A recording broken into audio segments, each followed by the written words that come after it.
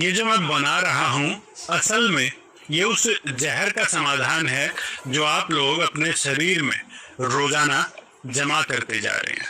और सबसे खतरनाक बात यह है कि अधिकतर लोगों को ये पता ही नहीं चलता और वो धीरे धीरे अंदर से उनका शरीर गलना प्रारंभ हो जाता है। अंगूठे या घुटने में दर्द रहता है, सीढ़ियाँ चढ़ना मुश्किल हो जाता है, सुबह पैरों में जकड़ाहट बनी रहती है, पेशाब में जलन या बहुत ज़्यादा झाग आते हैं, शरीर में हमेशा थकावट बनी रहती है। तो ये आपकी बॉडी आपको वार्निंग दे रही है कि अब भी समय है, संभल जाओ।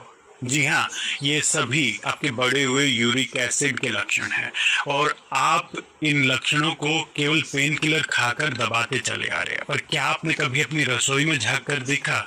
इसका समाधान आपकी रसोई में मौजूद है। आधा छोटा चम्मच के करीब त्रिफला पाउडर, इतना ही सोट पाउडर